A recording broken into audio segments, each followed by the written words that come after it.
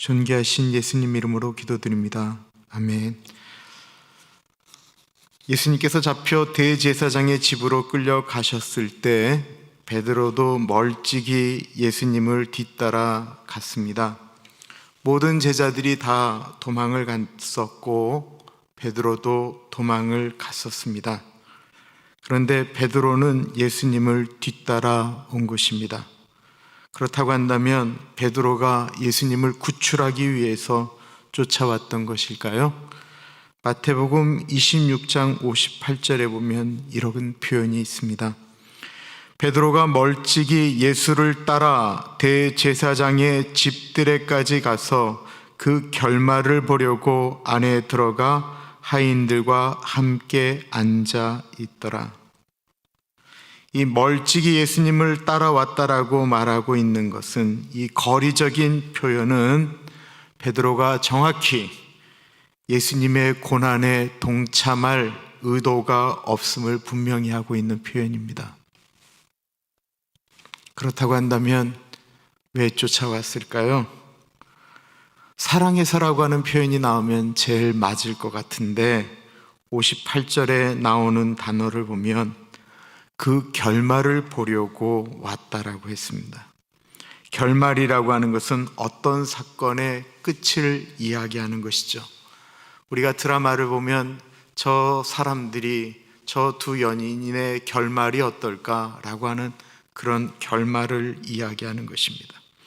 예수님이 그렇게 끌려가셨는데 그 결말이 어떻게 날지 궁금했던 것입니다.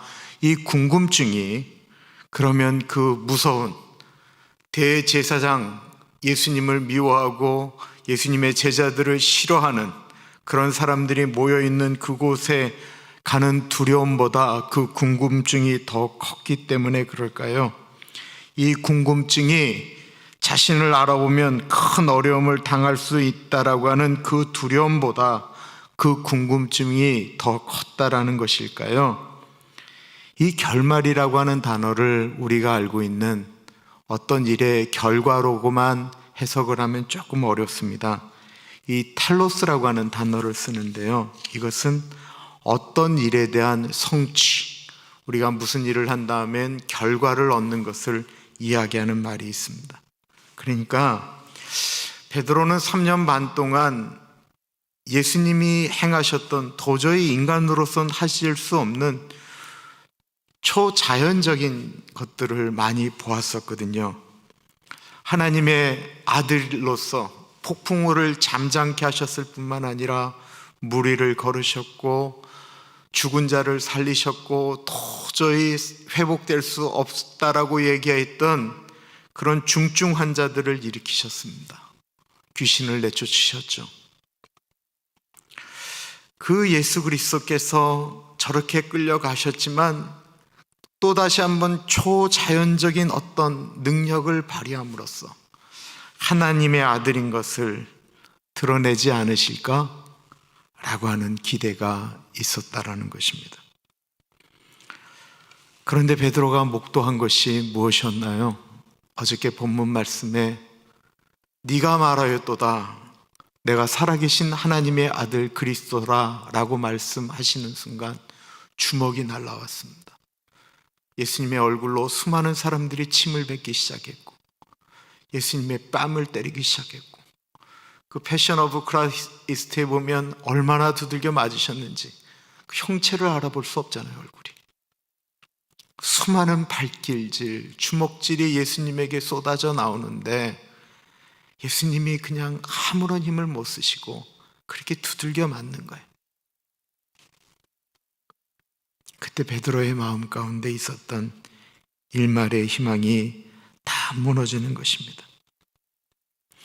예수님 옆에 계실 때는 두려워 말아라, 내니라 하니까 베드로가 뭐라고 얘기를 해요? 예수님이 거기 계실 때는 예수님 정말 주시거든 나로 무리를 걷게 해주십시오. 그리고 무리를 뛰어내렸던 사람이었어요. 예수님이 옆에 계실 때는 칼을 뽑아서 대제사장의 종 말고의 귀를 잘라서 예수님에게 책망도 들었었습니다. 그런데 그는 지금 예수님 곁에 없었다라는 거예요.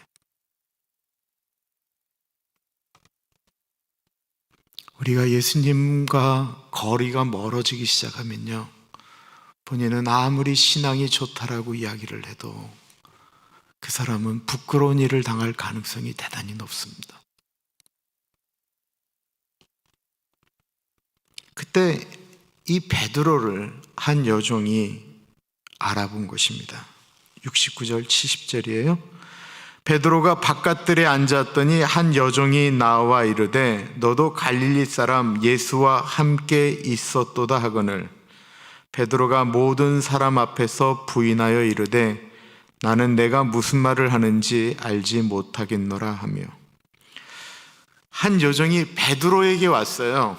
거기는 사람들에게 얘기한 것이 아니고 베드로에게 와서 내가 당신이 저 갈릴리 사람 예수와 함께 있는 것을 보았다 라고 이야기를 했더니만, 베드로가 이 여종에게 네가 잘못 보았다 사람을 라고 이야기한 것이 아니고 이렇게 행동하는 거예요. 거기 있는 모든 사람들에게 이 여자가 지금 무슨 얘기하는 거지?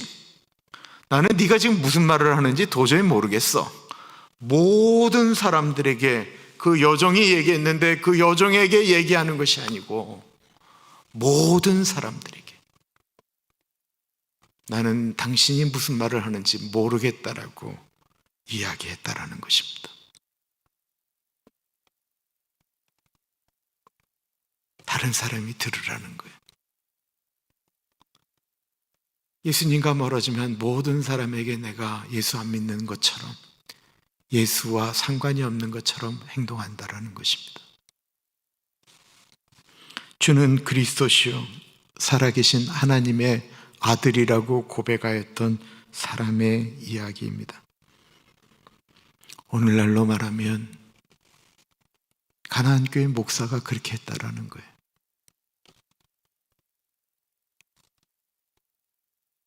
지금 그 사람이 대제사장 앞에 부인하는 것도 아니고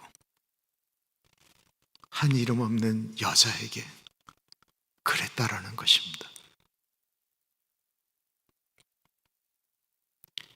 여러분, 우리가 예수 믿는 사람의 자존심이라는 게요, 정말 하찮은 곳에서도 내가 예수 믿는 거 이렇게 숨김으로써 얻는 이득이 있다고 한다면 그 수준까지 내려가지는 않았으면 좋겠어요.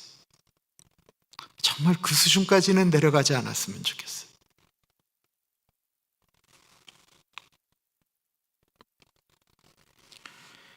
베드로가 그 자리를 피해서 재빨리 도망갈 수 있는 문까지 나아갔습니다. 이제 또 누가 아는 척하면 이제 문 열고 탁 튀어나가려고 하는 거예요. 그때 또 다른 한 사람이 베드로를 알아봅니다. 71절 72절입니다. 앞문까지 나아가니 다른 여종이 그를 보고 거기 있는 사람들에게 말하되 이 사람은 나사렛 예수와 함께 있었도다 하며, 베드로가 맹세하고 또 부인하여 이르되 나는 그 사람을 알지 못하노라 하더라. 이번에는 이 여자가, 이 다른 여종이 베드로에게 얘기하는 것이 아니고 거기 있는 사람들에게 얘기하는 거예요. 내가 분명히 이 사람이 나사렛 사람 예수와 함께 있는 것을 분명히 보았습니다 라고 이야기하였습니다. 그러자 베드로가 아까는 이 여자가 지금 뭔 얘기하는 거지? 라고 이야기했는데 이번에는 또 다른 단어가 하나 들어가는데 맹세했다라는 거예요. 그리고 한 말이 뭡니까? 나는 그 사람을 알지 못한다라고 표현하고 있습니다. 여기서 그 사람이 누구예요? 예수님입니다. 언제 베드로가 예수님을 그라고 표현했던 적이 있나요? 늘 주님이라고 표현했었습니다. 그리고 여기에 사용된 그라고 하는 단어는 사람을 경멸할 때 쓰는 단어예요. 우리가 누군가를 좀 폄하할 때 쓰는 그라고 하는 단어가 있습니다. 그 친구 알아? 누구? 그 있잖아 그거 라고 표현할 때 쓰는 것. 거기 그 사람 말이야, 그 사람 그 사람 거라고 표현하는 그 단어를 베드로가 지금 쓰고 있는 것입니다. 우리 많은 분들이 예수 안 믿는 척 할 때 사람들하고 똑같이 예수님이라고 하는 그 존귀한 이름을 낮춰버릴 때가 있습니다.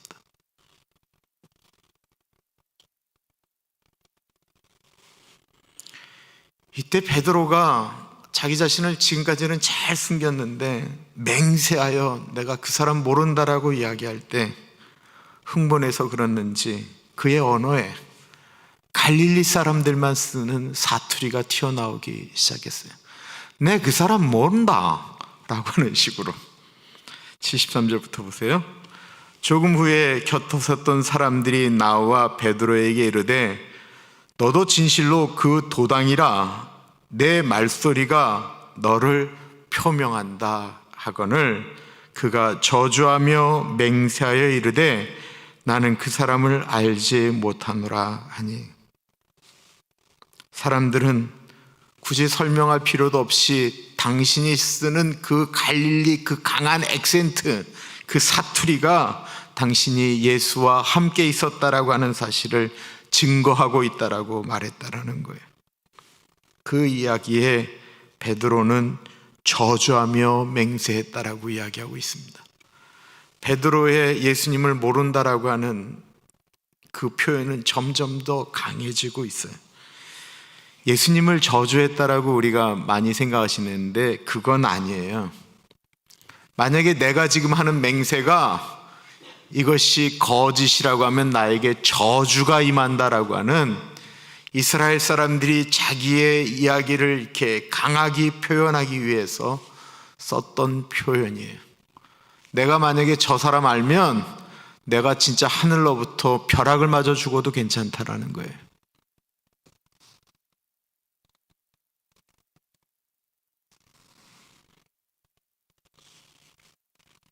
이 베드로의 모습 속에서 무엇을 발견하십니까?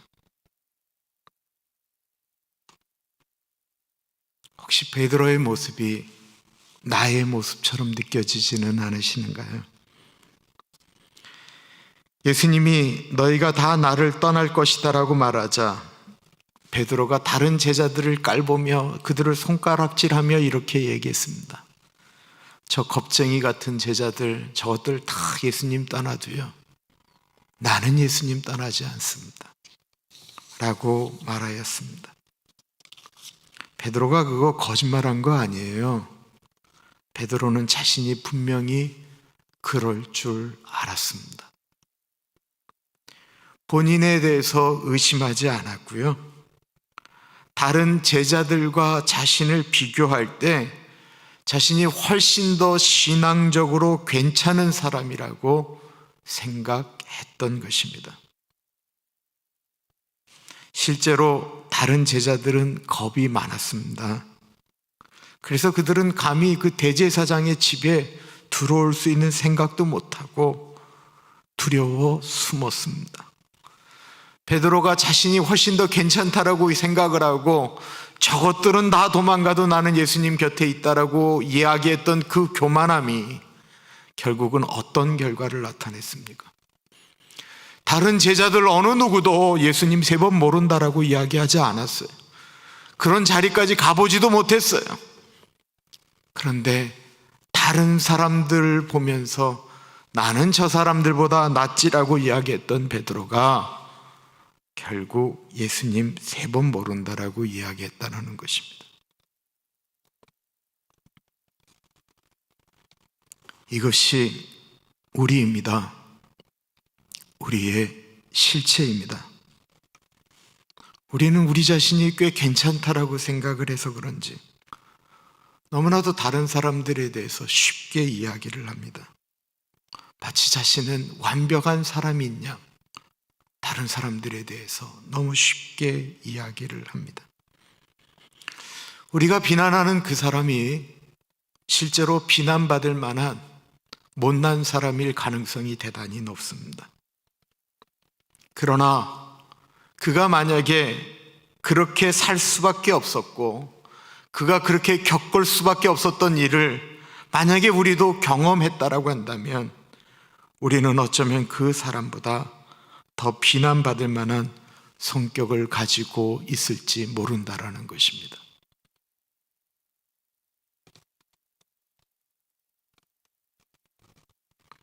한국말에 안 되면 되게 하라라고 하는 말이 있습니다. 군대에서 많이 쓰는 역이죠. 안 되면 되게 하라.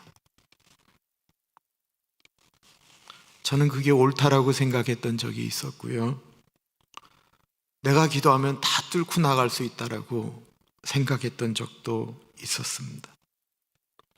기도하면 모든 것들을 다 뚫고 나갈 수 있다라고 이야기하는 것을 바꾸어 말하면 내가 기도로 다 해결하겠다라는 것인데, 그건 내가 기도해서라는 말을 자세히 보면 내가 기도로 하나님을 움직이겠다라는 것입니다. 그런데 신앙생활이 깊어지면 깊어질수록 내 주제가 그것이 안 된다라고 하는 것을 자꾸 느끼게 되는 거예요.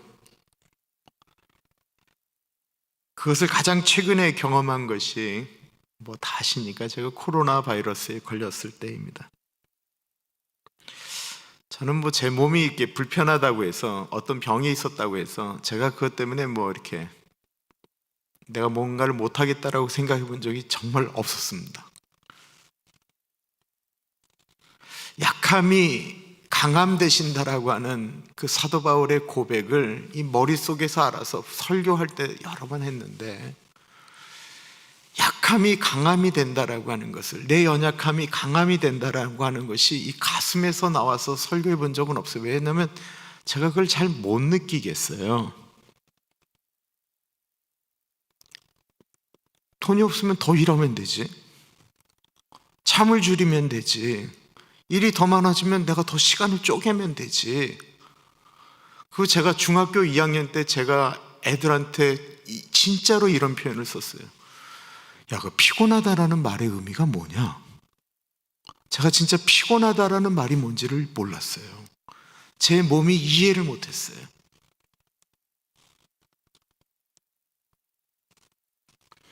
코로나 바이러스의 특징은 뭐냐면 내가 아무것도 못하게 한다라는 거예요.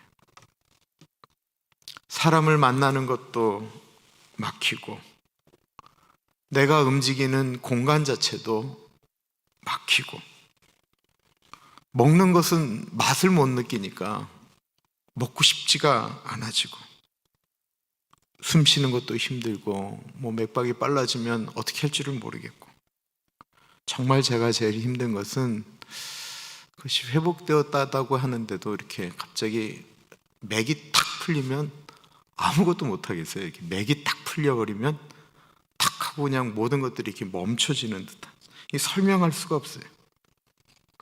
그럼 눈을 뜰 수 없을 만큼의 피곤이 몰려왔습니다.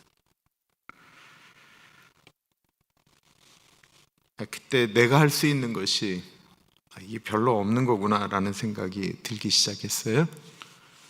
조금만 움직여도 힘들어 하시는 분들이 그때서야 좀 이해되기 시작했고, 젊은 사람이 뭘 그 정도 갖고 그래? 라고 이야기하는 것이 얼마나 그 사람의 마음을 힘들게 하는지도 깨닫게 되었습니다.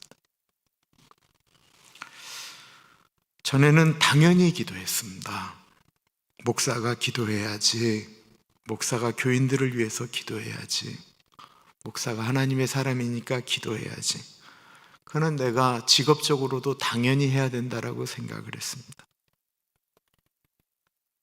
근데 요즘은 정말 기도가 절박함입니다. 주님, 정말 좀 도와주십시오. 그 전에 두려움이 있는데, 주님, 저희 교회 또 코로나 환자 생기면 주님, 저 정말 자신 없습니다. 주님 좀 도와주십시오. 내가 그렇게 자신감 없이 주님 앞에 매달렸던 적이 있나 느껴질 정도로, 저 사람들 다 주님 버려도 나 주님 버리지 않습니다 라고 감히 말할 수 없다라는 사실을,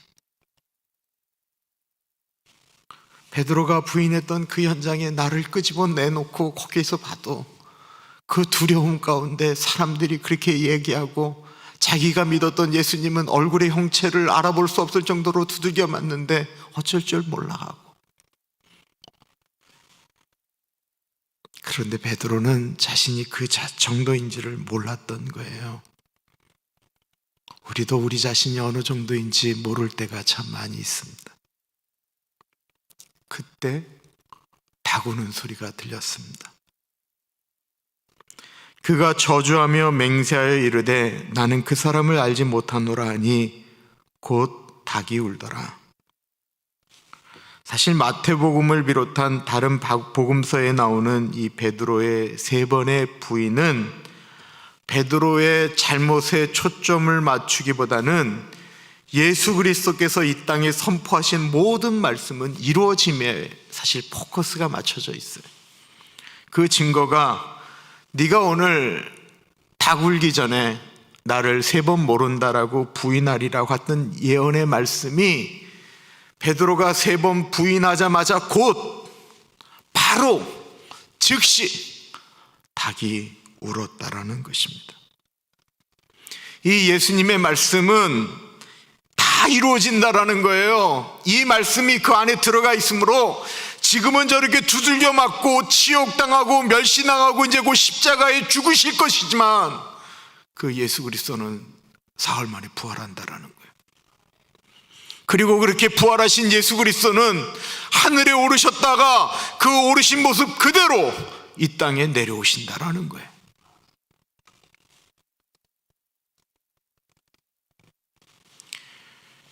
이에 베드로가 예수의 말씀에 닭 울기 전에 내가 세 번 나를 부인하리라 하심이 생각나 밖에 나가서 심히 통곡하니라. 이 75절에 나타난 특별한 은혜가 있다고 한다면 베드로가 닭의 울음소리와 더불어서 예수의 말씀이 떠올랐다는 것입니다. 이게 얼마나 큰 축복인지 모르겠어요. 닭이 울어도 닭 소리만 들리고 그냥 무서워서 뛰쳐나가서 더 멀리 도망갈 수도 있었는데 그는 그 닭 울음소리에 예수님의 말씀이 떠올랐고 자신의 부족함, 모자람, 다른 사람들보다 더 형편없는 모습에 깨어지며 통곡할 수밖에 없었다라는 것입니다. 우리 삶에 어떤 신호가 올 때가 있습니다. 닭이 우는 것처럼 우리의 몸에 혹은 환경에 혹은 어떤 장소에서 혹은 어느 자리에서 들렸던 말씀 때문에 혹은 찬양 소리 때문에 예배를 통해서 성경을 읽다가 닭 우는 소리가 들릴 때가 분명히 있다라는 것입니다. 많은 사람들이 닭 우는 소리를 무시하며 살고 있습니다. 닭 우는 소리에 예수님의 말씀을 붙들 수만 있다고 한다면 그 사람 정말 복된 사람입니다. 닭 우는 소리에 말씀을 붙들 수 있는 사람은 예수님 아니면 안 되기 때문에 자신의 부족 때문에 울 수밖에 없는 사람입니다. 주님의 은혜가 필요하다고 고백하는 사람들은 복된 사람입니다. 어느 순간에 우리는 우리 자신이 잘못하였음에도 불구하고 주님께 통곡하는 것을 잊어버리지는 않았나요? 억울하면 울고 분해서 울고 제발 하나님 도와달라고는 하나님께 우는데 자신의 못난 모습 때문에 예수님께서 그렇게 말씀하신 것 지키지 못한 것 때문에 주님께 통곡했던 날이 도대체 언제였던가요?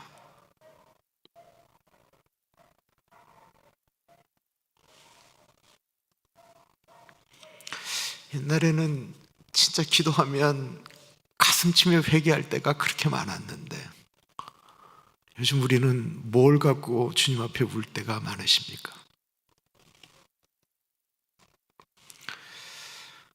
마가복음이 제일 먼저 써졌어요. 마가복음은 대략 AD 64년, 65년, 66년 요 사이에 쓰여졌다고 그러고요. 마태복음은 그로부터 한 20, 30년 지난 다음에 쓰여졌다고 그래요. 그렇다고 한다면 이 마가복음을 읽고 마태복음을 읽는 사람들은 대부분 다 지금 베드로와 똑같은 입장에서 그 성경을 보고 있었다라는 거예요. 예수님을 모른다라고 이야기를 해야 살 수 있고, 예수님 부인하지 않으면 당장 끌려가서 짐승의 먹이가 되거나 원형 경기장에서 검투사들의 칼에 죽을 수밖에 없는 그런 절박한 심령 가운데 있었던 사람들이 지금 우리가 이 베드로의 3번의 부인을 보면서 어떻게 그럴 수 있느냐라고 우리는 이야기할지 모르지만, 그들에게는 이 얘기가 자기들 바로 눈앞에 있는 실존적인 이야기였다라는 거예요. 하나님께서, 예수님께서 너희가 사람들 앞에서 나를 모른다고 하면 나도 하나님 앞에서 너희를 모른다라고 할 것이고, 너희가 사람들 앞에서 나를 안다라고 얘기하면 하나님 앞에서 내가 너희들을 안다라고 할 것이다라고 말씀하신 지가 얼마 안 된 그 시점에 이들은 지금 실존적으로 베드로처럼 나 예수 모른다라고 그렇게 고백하여 겨우 살 수 있는 현실 가운데, 그리고 뒤돌아서는 내가 사람들 앞에서 예수님 모른다라고 그러면 지금 하늘 위에서 예수님이 내 이름을 생명책에서 빼버리셨을까? 이런 절박함 가운데 지금 이거를 보고 있는 거예요.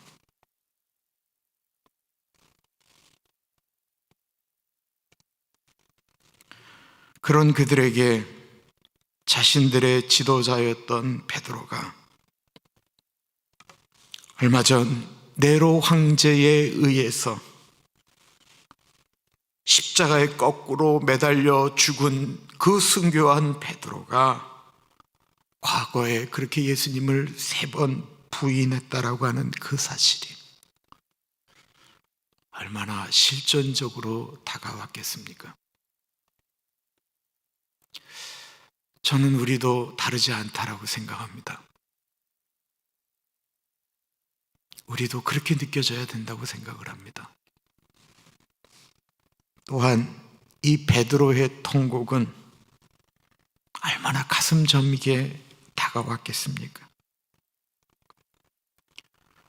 초대교회의 초석을 세운 그 베드로 사도가 이러한 철저한 실패 가운데 우리의 지도자가 되셨고, 그리고 그렇게 다져지시면서 저렇게 순교하실 자리까지 가셨구나 라고 하는 것이 얼마나 위로가 되었겠습니까?